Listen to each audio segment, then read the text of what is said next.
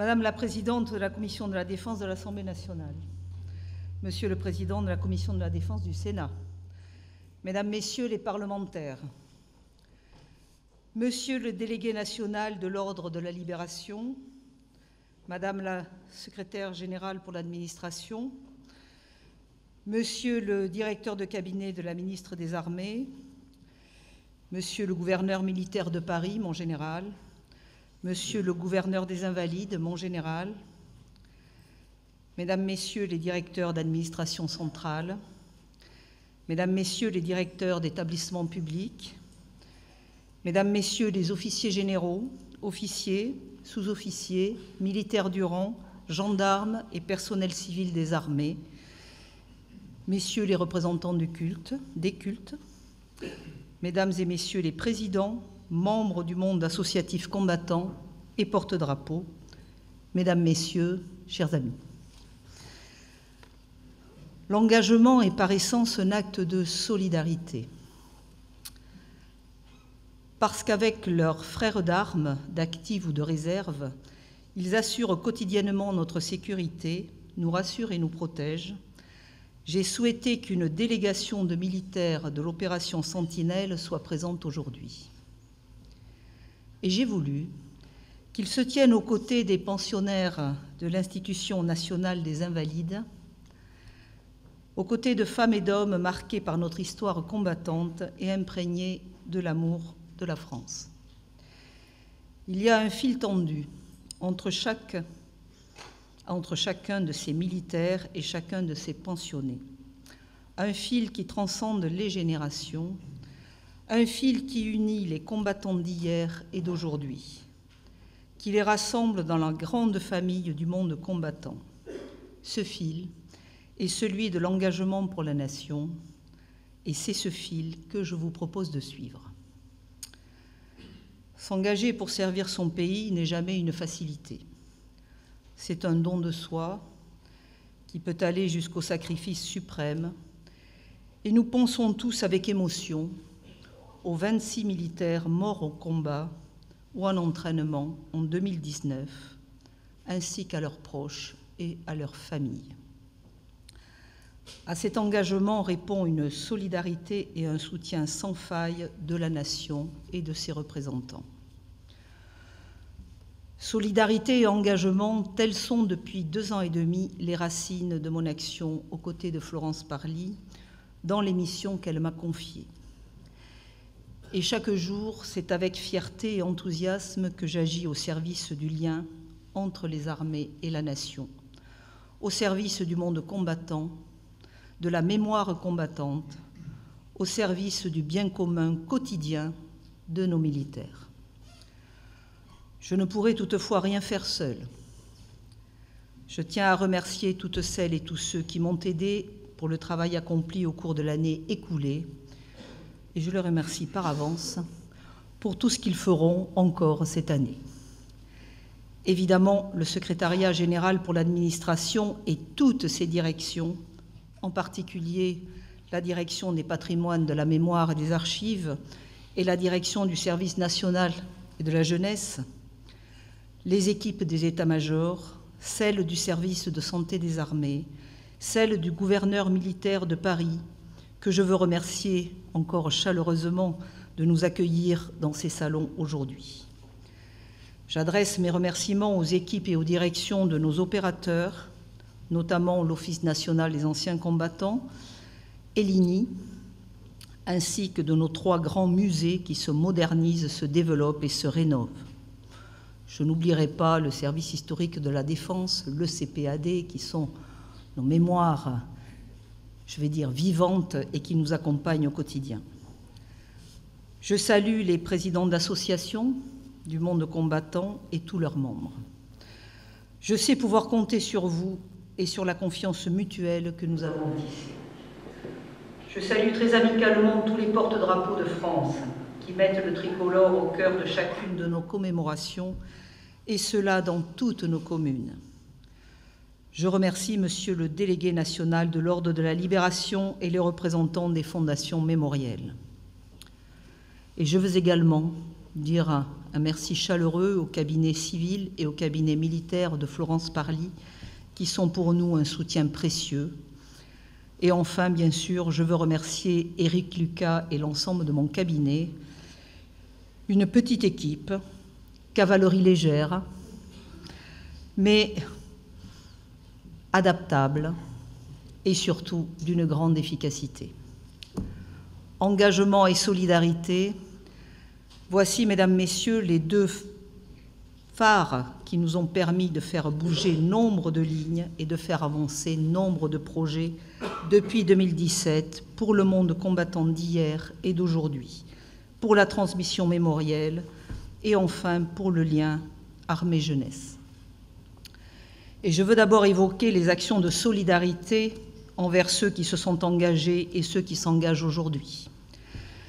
Les anciens combattants sont l'objet de toute mon attention et je dois vous le dire également celle du Président de la République et du Premier ministre. Avec leurs représentants, nous avons instauré un dialogue inédit. Nous avons veillé à maintenir toutes les mesures de réparation accordées par la Nation. Nous avons identifié les mesures d'amélioration possibles. Et lorsque j'ai eu des choix à faire, j'ai toujours eu la recherche de l'équité pour principe directeur et la volonté d'améliorer la reconnaissance. Harmonisation du calcul des pensions militaires d'invalidité, revalorisation de ces mêmes pensions versées aux conjoints survivants d'un grand invalide de guerre, ayant passé 15 ans de soins constants auprès de lui, avec la volonté des parlementaires, extension de la demi-part fiscale dès 2021 aux veuves de 74 ans dont le conjoint a perçu la retraite du combattant, quel que soit l'âge du décès du conjoint, amélioration de la reconnaissance des harkis et mise en œuvre en 2019 d'un dispositif de solidarité propre aux enfants d'anciens harkis en difficulté. À ce jour, plus de 600 aides ont été accordées. Attribution de la carte du combattant dite 62-64, 35 108 précisément au 31 décembre. À terme, 50 000 anciens militaires bénéficieront de cette avancée pour laquelle le Président de la République s'était engagé et nous l'avons fait. Rétablissement de la loi, des avantages par la loi, des avantages tarifaires pour le transport ferroviaire accordé à certains pensionnés, maintien de la dotation d'action sociale à l'ONAC, et cela malgré la baisse du nombre des ressortissants. Elle constitue une aide précieuse pour les enfants, pupilles de la Nation, les veuves d'anciens combattants et les anciens combattants eux-mêmes. Par ailleurs, nous continuons à avancer. Comme je m'y étais engagé, je lancerai les consultations permettant la mise en place cette année d'une commission tripartite, gouvernement, parlement, association, chargée d'analyser l'évolution du point PMI. Toutes ces mesures sont ou seront effectives. Elles étaient très largement attendues et relayées par les associations du monde combattant et par de nombreux parlementaires, que je remercie d'être nombreux ici aujourd'hui. Je veux saluer l'ensemble des députés et des sénateurs pour leur engagement dans leurs assemblées respectives comme sur leur territoire auprès du monde combattant et pour leur plein appui dans l'attention portée à nos militaires d'aujourd'hui. Dans nos armées, les blessés sont une priorité. Je leur adresse un message de soutien. Permettez-moi aussi, avec ma fibre de médecin, de souligner le rôle fondamental du service de santé des armées et de tous ses personnels. Je pense à nos infirmiers, médecins, psychologues militaires et bien d'autres qui mènent partout un travail formidable, y compris sur nos théâtres d'opération. Pour créer un centre de reconstruction physique et psychique d'exception, nous appuyons le plan de transformation de l'Institution nationale des Invalides et finançons un vaste projet de restructuration. Les premiers travaux vont commencer en mai 2020. Plus globalement, le parcours de soins des blessés a été revu et amélioré. Les aides à la reconversion ont été renforcées et le ministère accroît ses efforts d'inclusion. Sur ces sujets comme tant d'autres, nous avançons de façon très pragmatique. Nous préparons l'avenir et nous le faisons ensemble. Les besoins de demain ne seront plus ceux d'aujourd'hui. Le monde combattant évolue.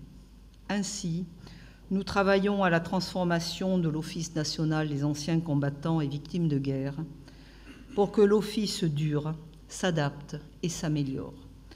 Je compte sur sa directrice, Madame Pocelle-Delelis, pour poursuivre et accompagner ce travail tout en maintenant un des atouts de l'ONAC, son maillage territorial. Soyez tous rassurés, la Maison du combattant continuera à vous accompagner au plus près. Et être solidaire de nos armées, c'est prendre soin des femmes et hommes qui servent la France, qui s'engagent pour sa défense. C'est réaliser ce que nous avons appelé une loi de programmation militaire à hauteur d'homme. Florence Parly en a fait une priorité et y met toute son énergie. Auprès d'elle, je m'assure de la bonne réalisation des objectifs. Dès 2017, nous avons agi pour rattraper un sous-investissement chronique et nous avons lancé le plan famille et plan d'amélioration des conditions de vie des militaires. Il s'agit de répondre à des préoccupations du quotidien. Place en crèche, mobilité géographique, Wi-Fi, hébergement, logement. Nous allons par exemple investir 1 milliard d'euros jusqu'en 2025 en faveur de l'hébergement des militaires pour construire, pour rénover et pour moderniser. Par exemple encore, nous avons mis en œuvre un plan d'investissement de plus de 100 millions d'euros pour nos lycées de la Défense qui viennent au soutien des familles en accueillant leurs enfants. C'est une question de respect pour ceux qui s'engagent, c'est un enjeu d'attractivité et de fidélisation pour nos armées. Cette dynamique s'amplifiera en 2020, car nous voulons du concret, du perceptible, une amélioration qui se voit, une amélioration qui se vit. Tout simplement, nous voulons accompagner notre armée, qui est une armée moderne et qui doit être une armée du XXIe siècle. Le ministère des Armées poursuit une politique de mémoire forte et surtout propre à consolider la cohésion nationale. Faire revivre et transmettre la mémoire combattante n'est pas une simple déférence au passé. C'est bien davantage. C'est un instrument pour façonner une nation plus forte, plus unie et plus résiliente.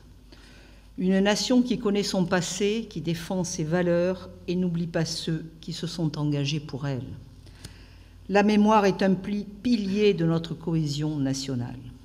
C'est pour cela que les outrages perpétrés contre le patrimoine mémoriel et contre les symboles de la République sont pour moi des atteintes à l'unité nationale. Déchirer notre héritage commun, c'est se placer hors du pacte républicain. Nous ne pouvons l'admettre. Nous ne pouvons accepter les offenses faites à ceux qui ont combattu pour notre pays, qui sont morts pour lui et à qui nous devons la chance de vivre libre. Aussi, aujourd'hui, plus que jamais, je demande aux Françaises et aux Français de s'unir autour de leur mémoire nationale, autour de leur patrimoine, autour de nos valeurs et surtout de les faire vivre au quotidien. Et collectivement, avec beaucoup de passion, nous nous y employons. Le 75e anniversaire de la libération de la France, des débarquements de Normandie et de Provence, a permis de saluer l'action de nos alliés et d'honorer les vétérans présents. De Paris à Strasbourg, en passant par le Vercors et les Glières, nous avons mis en valeur les armées françaises et la résistance. Enfin, j'ai tenu à rappeler les massacres commis sur les populations civiles, en présidant les cérémonies d'Oradour-sur-Glane, de Maillé à Indre-et-Loire et de la vallée de la Sceau dans la Meuse. Mesdames, Messieurs, personne ne doit être oublié. À l'occasion de la commémoration du 75e anniversaire du débarquement de Provence, le président de la République a lancé un appel à tous les maires de France pour qu'ils baptisent des rues, des places ou des écoles par le nom des combattants de troupes françaises d'origine d'Afrique. En rappelant le rôle et le souvenir de ces combattants venus de toute l'Afrique pour vaincre le nazisme et libérer notre pays, en donnant leur nom et leur visage à des lieux de notre quotidien, nous éviterons que ces soldats méconnus ne deviennent des soldats inconnus. Pour aider les maires, notre ministère a répondu à cet appel en signant une convention de partenariat avec l'Association des maires de France, afin d'apporter notre aide aux communes. Ce sont 50 biographies qui sont d'ores et déjà disponibles sur le site Mémoire des Hommes, et bientôt 100 seront disponibles. Hier, j'étais à Bandol et j'ai inauguré une première place en l'honneur des libérateurs venus d'Afrique du Nord. Je souhaite que de nombreuses communes s'inscrivent dans cette démarche. Soyez nombreux à porter ce message et je regarde nos parlementaires qui sont sur le terrain. Le travail de mémoire, c'est aussi regarder le passé en face et reconnaître les douleurs. À Rivesaltes, près de Perpignan, là où se dressait le plus grand camp de transit et de reclassement des anciens harkis, une stèle en hommage aux harkis, aux épouses et aux enfants décédés a été inaugurée. Ainsi, la France poursuit son œuvre de reconnaissance en faveur de ces anciens combattants valeureux et de leurs familles. L'année 2020 nous promet un riche programme mémoriel. Le centenaire de la Grande Guerre a été une réussite mémorielle, touristique et culturelle. Il a surtout été un grand succès populaire. Ce moment se conclura à la fin de l'année par la panthéonisation de Maurice Genevoix et de ceux de 14, et par le centenaire de l'inhumation du soldat inconnu sous l'Arc de Triomphe. C'est bien évidemment la haute figure du général de Gaulle qui dominera 2020. Année gaulienne par excellence, 130e anniversaire de sa naissance, 80e anniversaire de l'appel du 18 juin, 50e anniversaire de sa mort. Le militaire, le chef de la France libre, l'homme public, le fondateur et le premier président de la Ve République, tout ce parcours d'engagement au service de la France et des Français sera mis en évidence par des expositions, des commémorations, des colloques, des films et des publications. La Fondation de Gaulle sera un allié précieux auprès de nous tout au long de l'année pour développer toutes ces manifestations. Le 18 juin 2020 sera un moment fort de ces commémorations au Mont Valérien, mais aussi à Londres. En novembre, colomber les deux églises sera à l'honneur pour le 50e anniversaire de la mort du général. Rappeler la mémoire et l'action de Charles de Gaulle, c'est célébrer l'esprit de résistance, l'unité nationale et républicaine, et évidemment une certaine idée de la France. Nous allons également commémorer le 80e anniversaire de l'année 1940. Déjà sous l'égide du Souvenir français, de nombreux soldats de la drôle de guerre ont été honorés. Je veux ici affirmer avec force que les hommes de mai-juin 1940 ont mérité de la nation. Contrairement à une légende tenace, beaucoup se sont battus avec courage et dévouement. Les 100 000 Français tombés au champ d'honneur en 5 semaines de campagne sont morts en avant-garde de la défense de la liberté. Nous leur rendrons hommage en mai et juin prochain sur les lieux de combat. Nous n'oublions pas non plus les combattants de l'immédiat après-guerre. Le Premier ministre a rendu ici aux Invalides un hommage appuyé aux militaires et aux morts pour la France de la guerre d'Indochine. Cette année, avec nos partenaires coréens, nous rendrons hommage au bataillon français de l'ONU engagé en Corée en 1950. Pour ce 70e anniversaire, leur nom sera inscrit sur le monument parisien qui rappelle leur engagement et je me rendrai en Corée à l'invitation du ministre coréen. Enfin, nous évoquerons le 150e anniversaire de la guerre de 1870. Vous me direz que nous remontons loin, mais c'est un événement fondateur de notre histoire contemporaine. Non seulement il signifie le retour de la République, mais il inaugure aussi 75 années de conflit franco-allemand, auxquelles se sont succédées 75 années de paix européenne. C'est donc un symbole majeur. Je ferai des propositions à nos amis allemands pour que nous organisions ces cérémonies ensemble.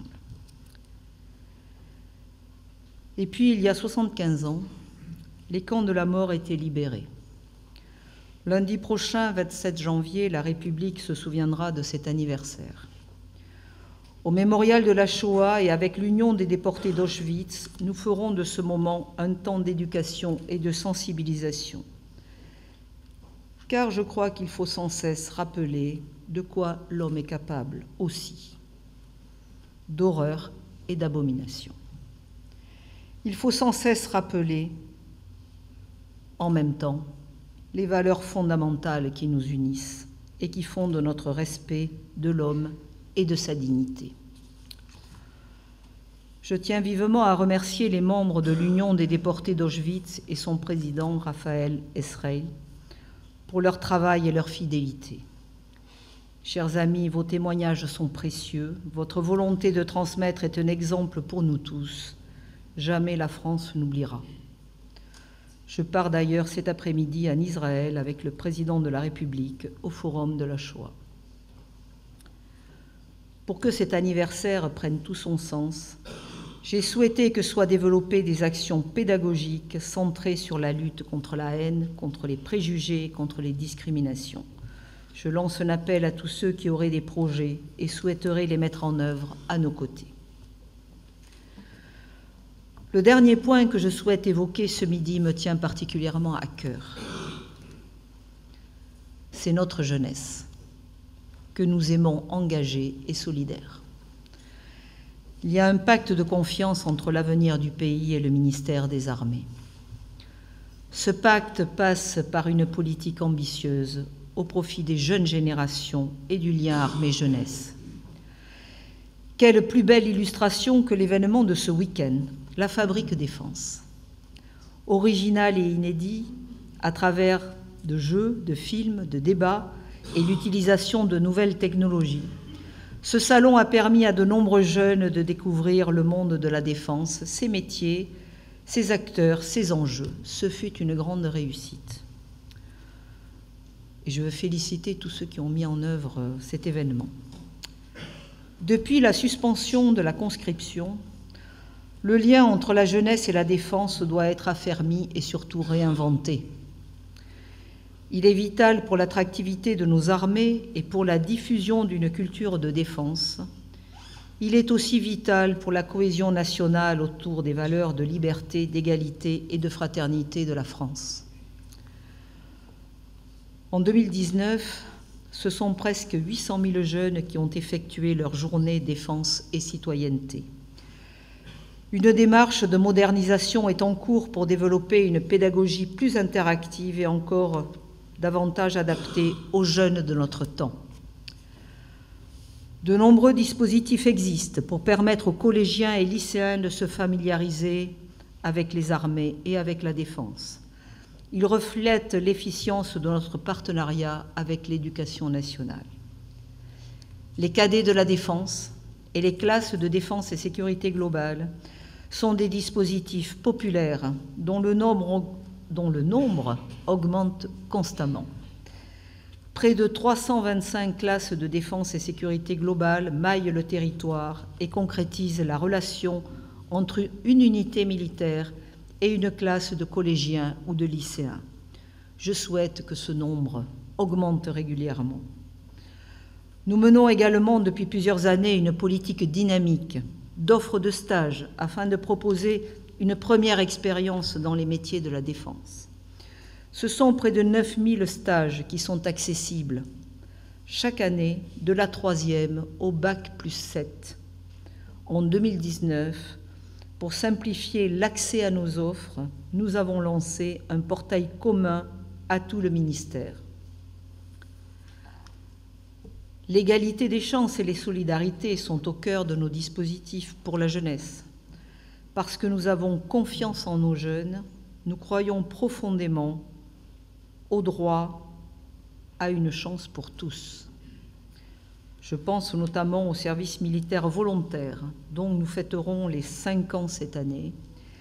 Plus de 3600 jeunes sont passés par nos 6 centres et 75% d'entre eux ont connu une insertion positive vers un emploi ou une formation qualifiante. Il s'agit d'une vraie réussite, fruit d'une coopération entre les armées, l'éducation nationale, les structures d'insertion et les entreprises. Et puis, je veux enfin évoquer, bien sûr, le service national universel. Projet qui m'est cher, projet d'envergure qui s'adresse à une société tout entière. Certains pensaient que cet engagement présidentiel trouverait rapidement une place au fond d'un placard poussiéreux. Il n'en est rien. Au mois de juin dernier, près de 2000 jeunes volontaires de 15 à 16 ans, issus de 13 départements, ont effectué leur séjour de cohésion en hébergement collectif, tous avec un enthousiasme indescriptible. J'ai pu le constater dans plusieurs centres que j'ai visités. Une partie d'entre eux effectue déjà une mission d'intérêt général. La montée en puissance commence en 2020. 30 000 jeunes y prendront part sur l'ensemble du territoire, donc dans chaque département. Dans cette préfiguration, le ministère des Armées n'est pas seul, bien sûr, mais joue un rôle important en aidant au recrutement des encadrants et en participant à leur formation. Nous organisons également la journée Défense et Mémoire, qui est un temps privilégié pour la découverte des enjeux et des métiers de la défense. Je crois profondément à ce projet. Je crois que notre pays en a besoin. Il s'agit d'un grand dessein républicain pour la France du XXIe siècle. C'est un creuset pour le partage des valeurs de la République. Des jeunes de tout le pays, de tous les horizons, des bouts de France qui ne se connaissent plus vont se découvrir. C'est aussi un temps pour qu'ils s'imprègnent d'une culture de l'engagement bénévole et solidaire. Le SNU est une chance pour nos armées, à nous aussi de savoir saisir cette opportunité. Et pour achever mon propos, je souhaite que nos actions soient toujours tournées vers la consolidation de notre cohésion nationale et donc de l'unité nationale. Anciens combattants, porte-drapeaux, membres des associations combattantes et des fondations mémorielles, vous êtes des veilleurs de la République et des ambassadeurs de ses valeurs. Soldats, marins, aviateurs, membres des services interarmés, gendarmes de toutes les générations, vous incarnez cette passion de l'engagement pour la nation et ce combat pour notre liberté. Réservistes, jeunes appelés, jeunes volontaires, jeunes stagiaires, vous êtes des acteurs de la cohésion nationale. Tous, face aux individualismes, vous brandissez le sens du collectif et le drapeau de la fraternité. Nous tous, face au communautarisme et aux luttes catégorielles, répondons unité de la France. Alors oui, nous travaillons pour une France de l'engagement, qu'il soit militaire, politique, associatif, environnemental ou humanitaire. Nous œuvrons pour une France solidaire qui soutienne, aide et accompagne ceux qui ont mérité la reconnaissance de la nation.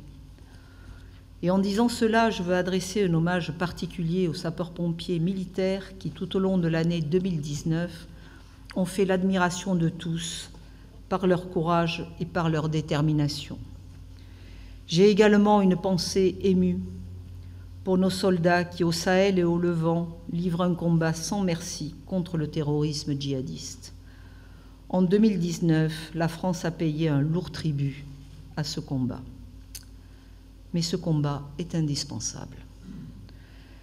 C'est cette reconnaissance nationale que nous avons inscrite dans la pierre du monument aux morts pour la France en opération extérieure. C'est un hommage au dévouement et à l'honneur qu'a exprimé le président de la République en l'inaugurant le 11 novembre dernier, en présence de nombreuses familles, de proches et des frères d'armes. Ce monument a rejoint les lieux emblématiques de notre mémoire des grands conflits contemporains.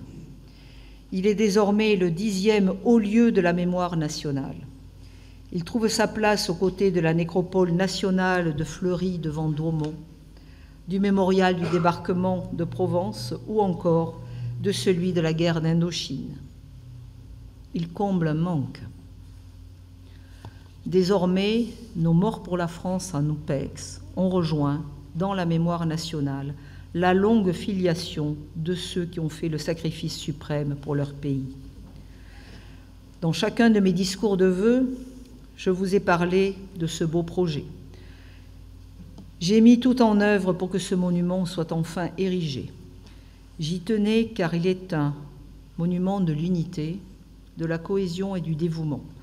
Je suis heureuse que nous y ayons collectivement tenu et que nous ayons tenu cet engagement. Un grand merci à tous. Je vous adresse mes vœux les plus chaleureux, de bonheur dans votre vie professionnelle, familiale et amicale.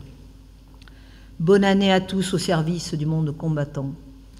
Bonne année à tous au service de nos armées et de la jeunesse de notre pays. Bonne année à tous au service de la France et des Français. Vive la République et vive la France.